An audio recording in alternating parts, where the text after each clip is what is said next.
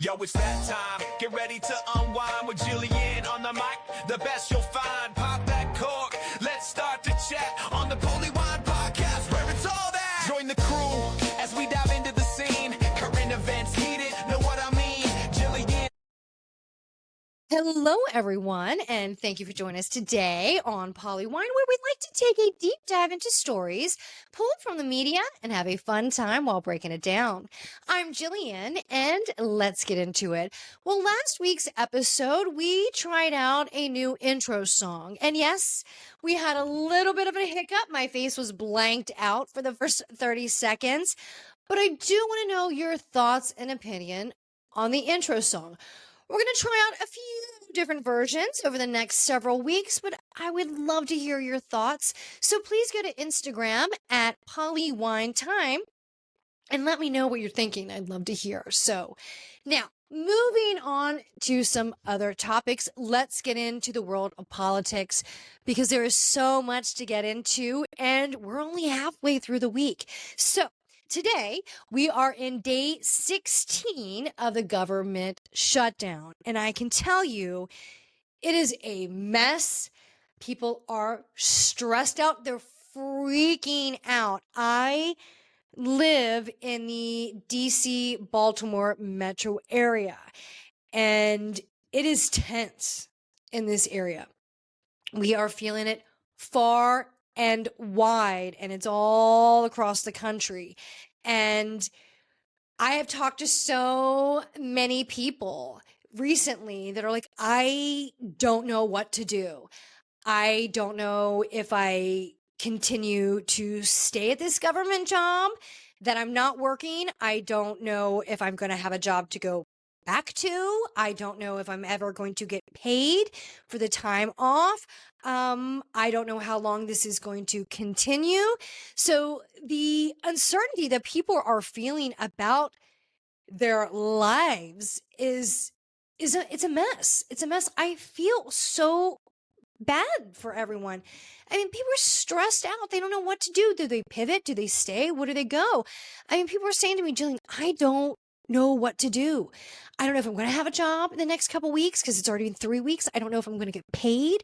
I don't know if I'm going to have a job to go back to. So I don't know what to do. I've already gone several weeks without money. How long can I go? Do I start looking for another job? I don't know. Food's not getting any cheaper. It's getting more expensive. I don't know if the next several weeks, if my insurance is going to go up, if I'm going to have insurance, God forbid, I have some medical emergency that could financially wipe me out. I'm hearing a lot of this. So the panic is real. It is real. And you know, there was a vote today in the Senate that did not pass. So we are still at a standstill. So we are feeling this far and wide. One example, in this DC metro area, we have several major airports, right?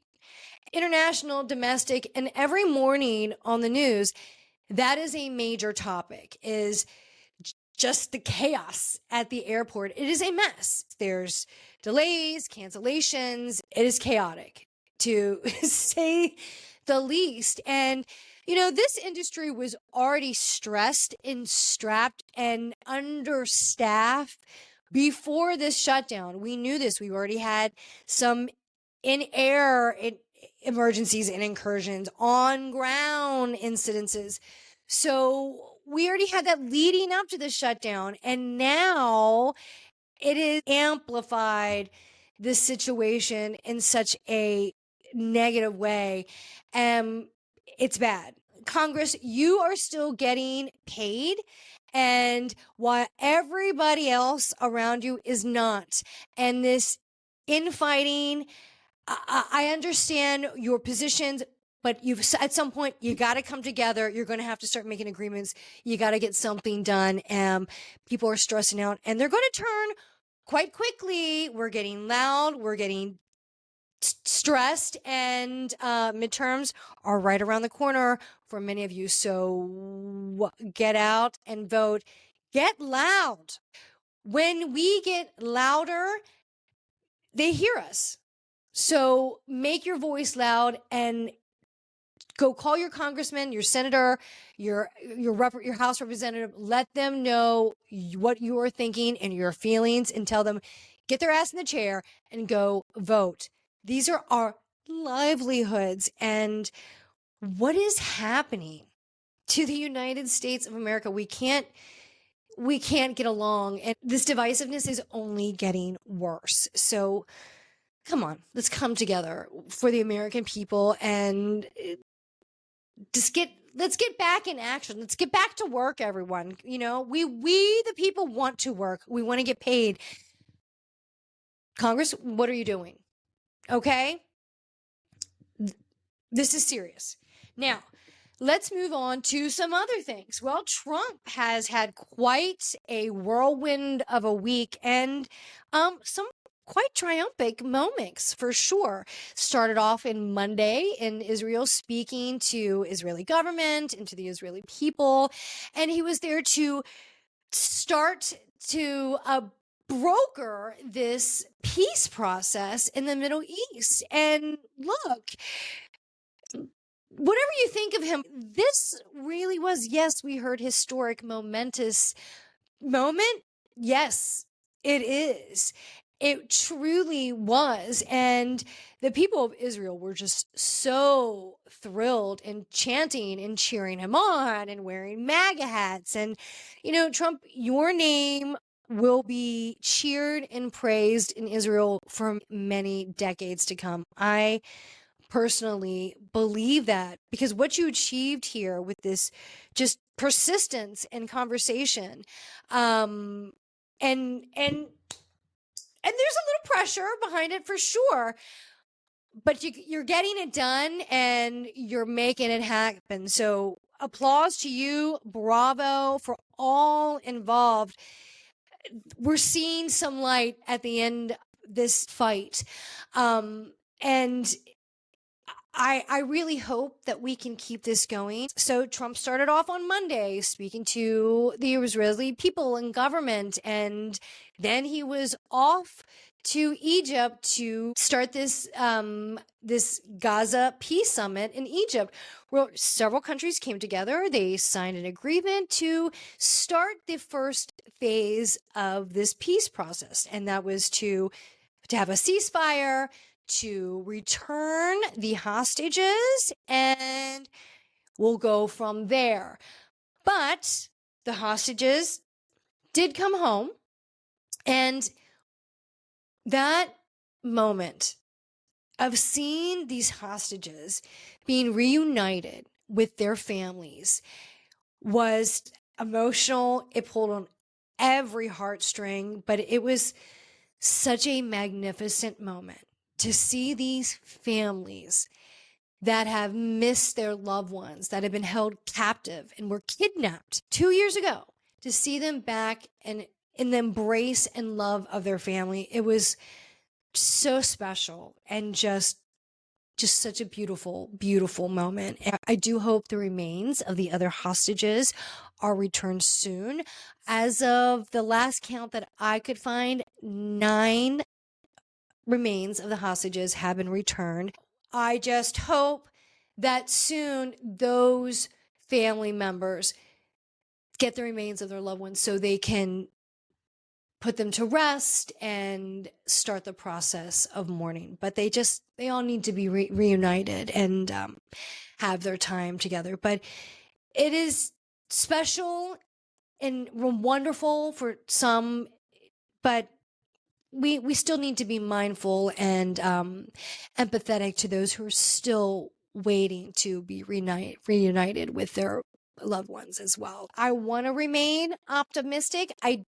I do have some reservations on being just overjoyed, because I have seen things like this when things start to happen and we're moving forward in a process and some things fall through. There's a lot of deep rooted tension and conflict in that area. So that's been going on for so many years, decades, centuries. I hope we can put all that aside and truly move forward with peace, it really would be something special. And to have a change and happiness and joy and prosperity and where everybody can live together in that area would be something just remarkable. So let's hope the peace and it can continue, and let's start the rebuilding there, because for the refugees that have been who have been displaced,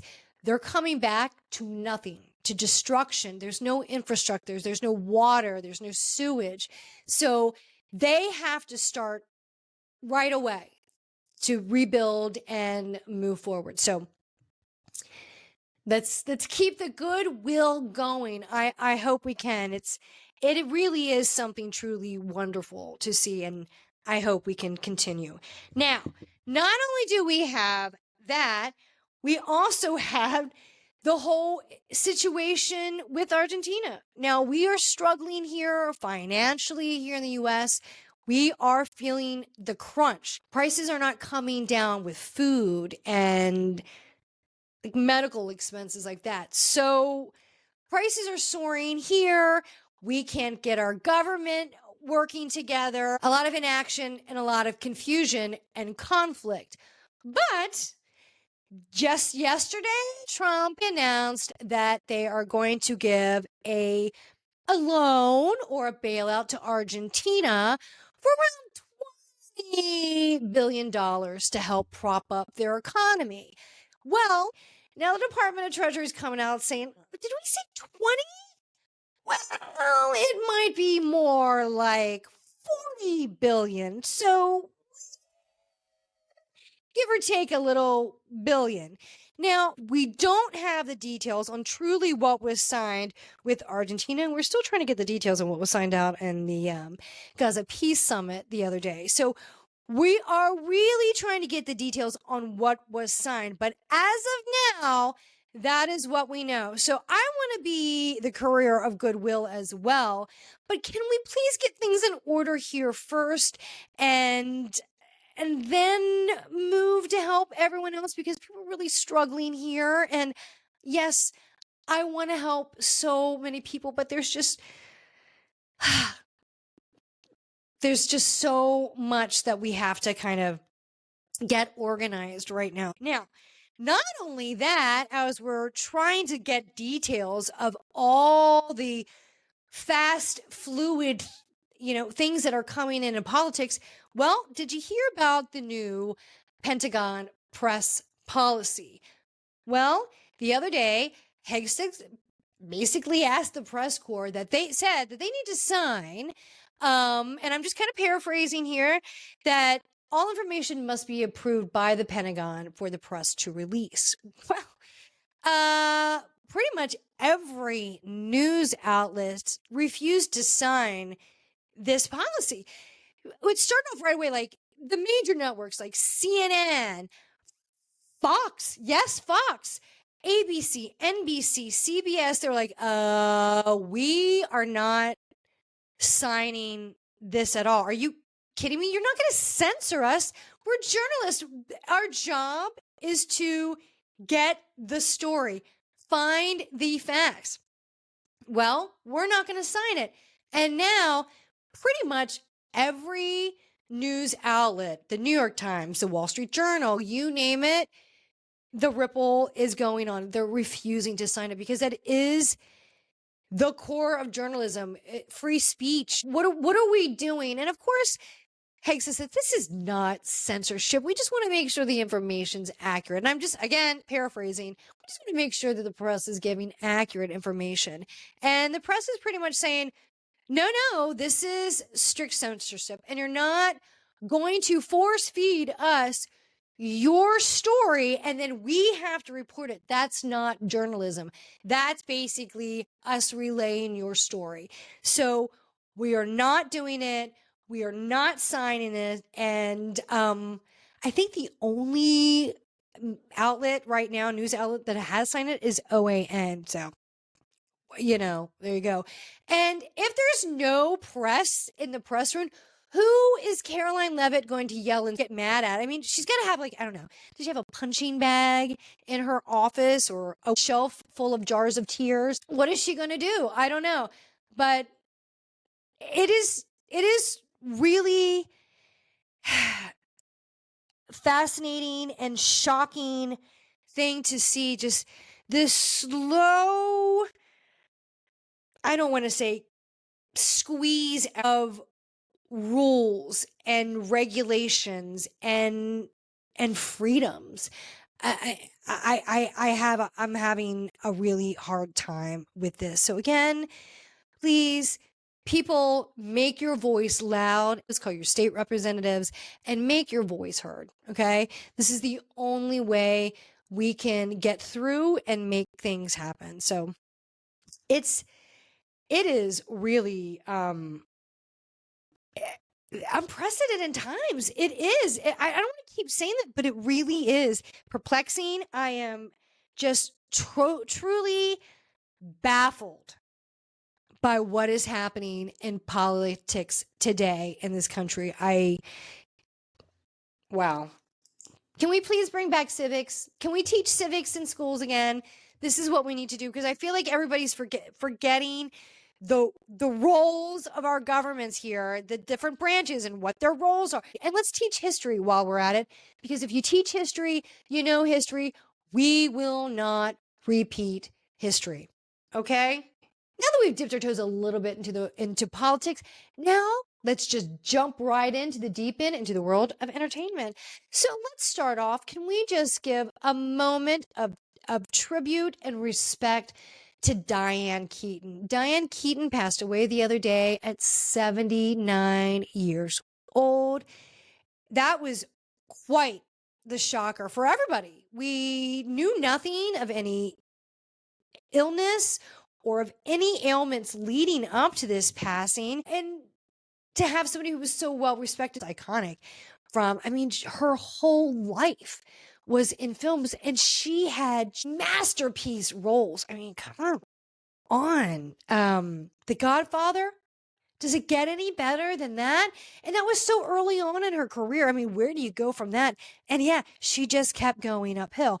Just remarkable. And we did find out, her family did come out, release a statement on the cause of death. And we did just find out that she passed away due to pneumonia. But what a life. What an artist she really was. And we were all better and a little bit more rounded to have that art in the world. She left behind really an incredible legacy. So thank you, Diane Keaton, for all you did. And when you hear other people interviewed, when they are asked about her, they all, pretty much unanimously say she was just kind. Put everything off to the side. Yes, fashion icon, entertainment legend. She was kind. And I think at the end of the day, I think that's what we all want to hear about us. If what others say about us, we're kind and loving, and it's a wonderful thing. So thank you, Diane Keaton. You were one of a kind. Speaking of passing, there is this new docuseries on Hulu called Death in Apartment 603. And this is about the death of Ellen Greenberg. And in 2011, in January of 2011, the responders were called to this incident with this woman in her apartment who was unresponsive. Her fiance broke down the door. She wasn't picking up her phone, wasn't responding to anything, and couldn't get into the apartment. He left his keys in there and broke down the door and found his fiance stabbed in the kitchen in a pool of blood. And when paramedics arrived, they're like, I don't think you're going to need first responders. I think you're going to need a medical examiner and a coroner. She's passed and there's nothing we can do. And right there, and I guess the medical examiner declared it a suicide on scene due to what the witnesses said. That's the fiance due to what the evidence at the scene revealed. She had no defense wound. Well, this woman had over 20 some stab wounds, and the major one that ended up taking her life was just a large knife through her chest that impaled her heart. But there's stab wounds all over this body, abdomen, her back, the back of her neck, her head. So, okay, it was ruled a suicide. And the medical examiner came out afterwards, was like, you know what? I think there might be some other unknown cause of her death that might not be suicide. So, okay, there's a flip-flop there. And anybody else, other than those directly involved with like the medical examiner and the police, everybody else who reviewed her autopsy and the clinical notes were confused and stumped over this. Anybody else around this case was absolutely confused by these findings. They're like, what happened to this woman? And the clinical notes doesn't match with the suicide. And even former experts that came in afterwards, the family hired a PI that was former Philadelphia police. They hired other experts to review the autopsy, the medical notes, and the evidence. And all the other experts like, this does not really correlate with a suicide or anything that we've ever seen in our experience. And I just don't see how this could be ruled a suicide. So there has been a fight with the city, with Philadelphia, since 2011 to see if they can re-examine this case and see if they can be ruled anything other than a suicide. Because the family's like, there's no way this girl took her life. Well, it is a very interesting watch. A lot of questions. And the fiance, of course, anytime that something happens, the people closest to the victim are always usually the first people to be of interest, the first to be questioned. Well, the fiance was cleared right away, and still is today. But many have questions. But this on-again circle of, could this be suicide? Could this be homicide? Is really what is keeping everyone with this story. And the parents, of course, this is their only child, and they want justice for their daughter. So they are doing everything in their power and will to keep this story in the news because it keeps the interest high. So people keep talking about it, and hopefully more will get resolved. But it is just so sad. The family, of course, has taken the city to court multiple times, and they are going to reevaluate the medical findings to see if they need to change the cause of death. Will it remain a suicide, or will it be changed to a homicide? The medical examiner has flip-flopped a couple times. This is why it's so confusing.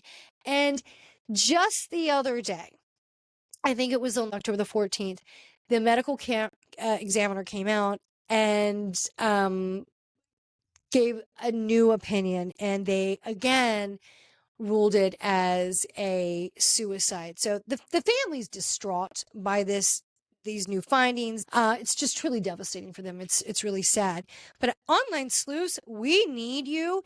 And boy, when they are on a mission and feel like there is an injustice to a victim, they really go all at it. So if you like that crime genre, go to Hulu, watch Death in Apartment 603. It's about the Ellen Greenberg story. It is really interesting.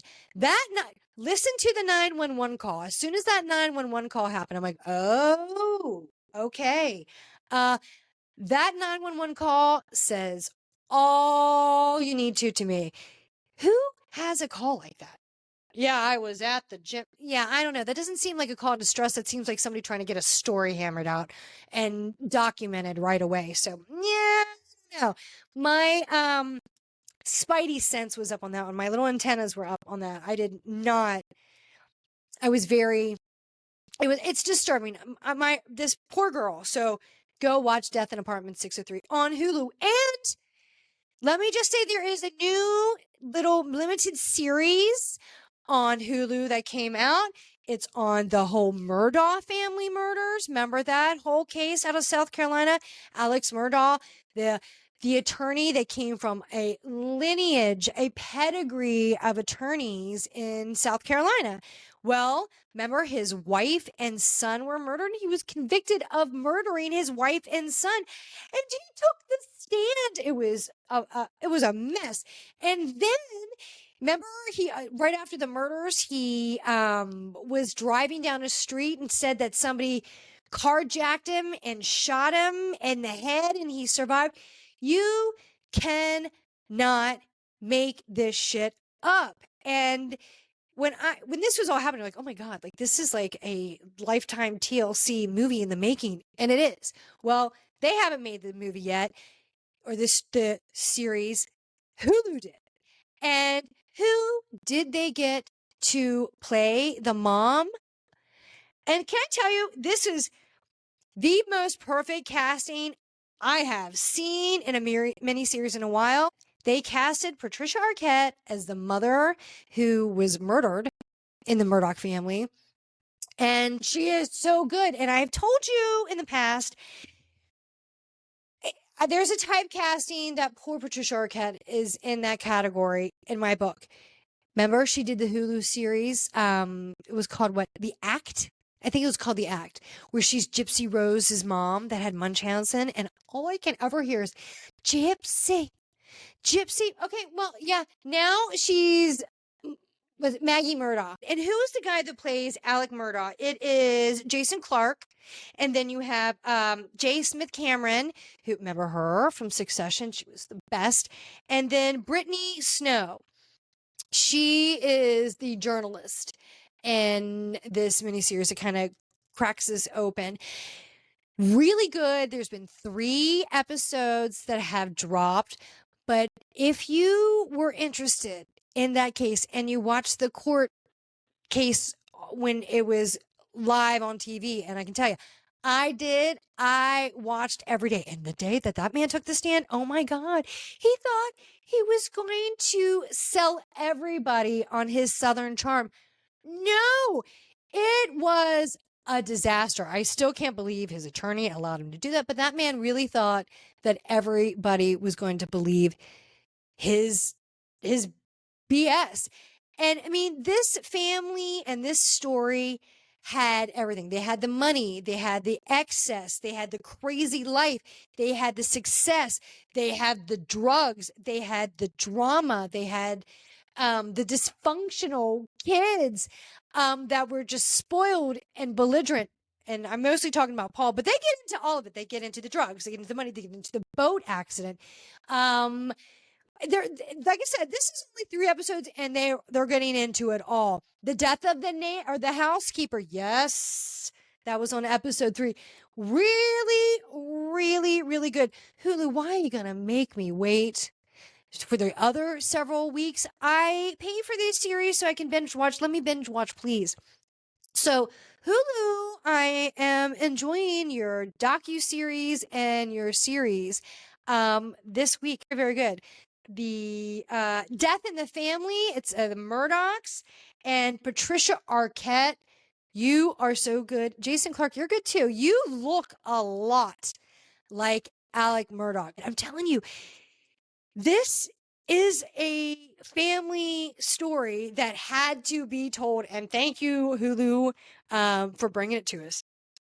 I will be watching the other episodes. Now, I need to get into, I promised you last week, we're going to get into Miami, SLC, Salt Lake City. So let's get into our lovely, lovely ladies of Bravo.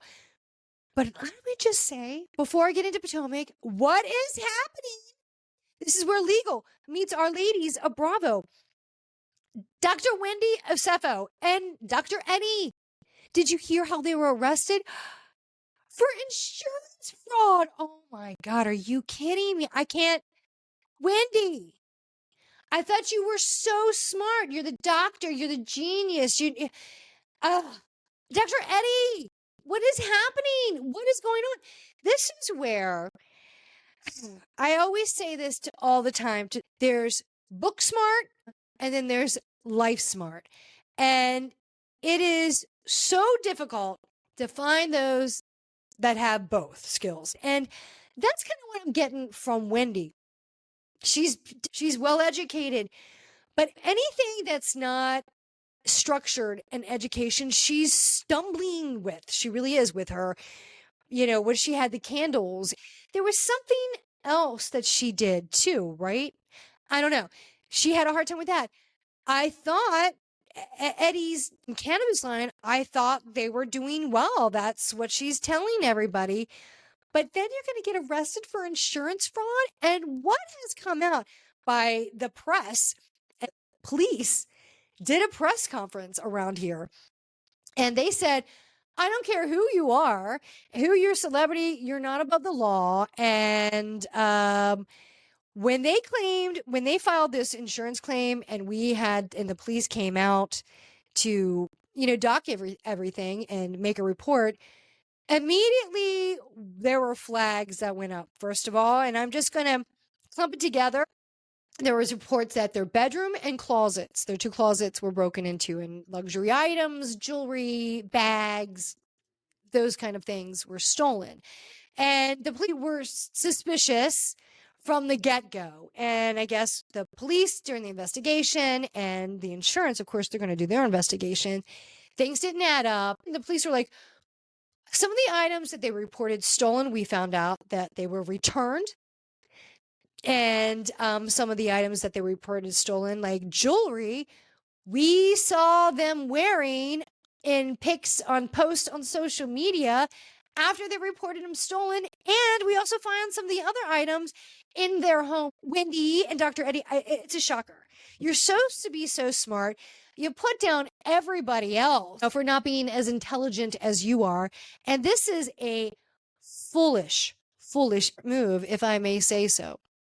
There's been quite other thefts with other housewives, but I don't know, Wendy. I feel bad for the kids. And your mom is never going to let you live down. But they have posted bail. They are out. And the Osefo said that they await their day in court. I'm going to say these charges allegedly, and everybody will have their day in court and innocent until proven guilty. But just a shocker. The ladies in Potomac, I have truly enjoyed you so far this season. It has been fun. To the new women, I am enjoying. To the lady, from London, and your judgment is just kind of everything. But let's get over to Salt Lake City. Salt Lake City, even though you're just kind of kicking off the season, you have gone into some deep topics right away. Of course, conflict continues. Lisa is fighting with everyone. And Angie K, as much as I do adore you, I think you do need to take a step back and take a breather and let a few things kind of go. I'm going to agree with Mary. It's not that deep. It's not that deep, Angie. And for your freak out and blind rage, as Mary said, to get in the way of your relationship with Mary, it's unfortunate. It's sad to see, but Mary's got no time for that shit. She's like, I don't have the time or the patience for that blind rage. When Angie K was freaking out at that tea party, it was full on. And we have seen these ladies fight. And if anybody can fight, it's the ladies of Salt Lake City. They do it, and they do it masterfully. But it was on a whole other level. And if I can just say, the tarot card reader and intuitist, was it Terrence? This man, why is he not? He should be part of the Peace Summit as well. He is so intuitive and spot on. And man, he hit the nail on the head with every reading of Each and Housewife this week. And it is so funny. The cameraman and the editing, when Brittany, after she had her reading, she's like, this guy is the real deal. Like, he knew about the complications with my daughters. How would he know that?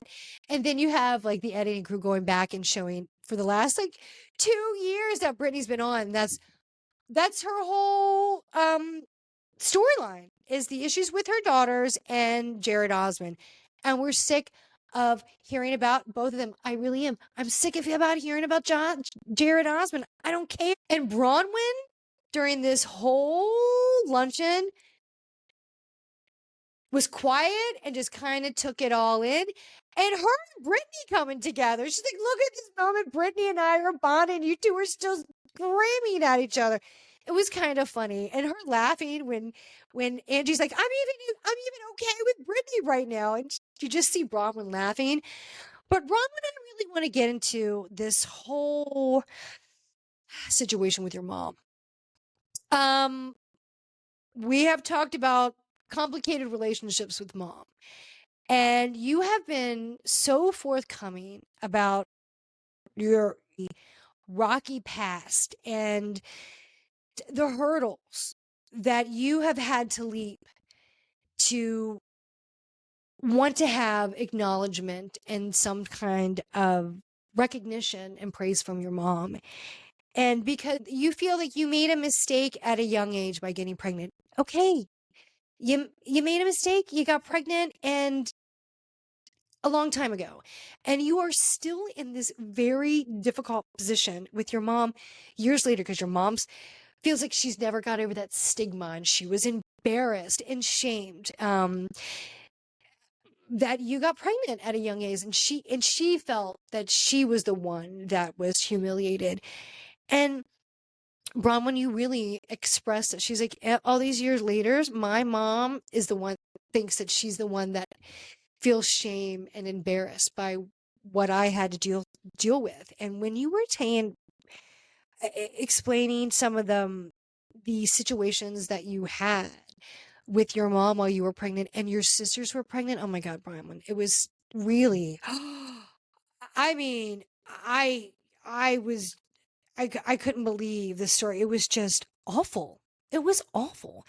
I'm so sorry, but you are really trying to take the high road when you hear your mom really saying disparaging things about you and just negative. And this is not passive aggressive. It's just straight on, aggressive. The things that she's saying to you and just mean and hurtful. And she's doing because she knows, and you still carry on this pain and trauma from that time. And your mom's just going to keep hammer it down because she thinks you were wrong. And she just wants to nail that in that you are wrong. You made a mistake. And now we're all carrying this stain. And Rowan, you have a beautiful daughter that looks just like you. And you've done it the right way. Maybe not the way or the plan that your mom had for you, but you did it your way and you've come out on the other side. And Terrence, the tarot card reading, boy, he nailed that one down. He was like, look, I know you have issues with your mom, but you need to let it go because right now you need to focus on some health issues because I feel like your mom has let some of her health stuff kind of push it to the back burner because she was caring for somebody else. And yes, she had a surgery, but I feel like there's something else coming on. And I think right now you need just to make peace with your mom. And that was a major slap of reality. She was like, oh.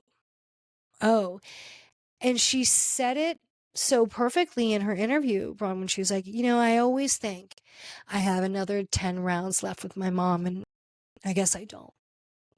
And wow. So Bronwyn, wow. Terrence for president, maybe. I don't know. And Terrence, you really were amazing. And I hope you get a lot of business following this past episode because you really were incredible. You really were. But now let's work our way to Miami.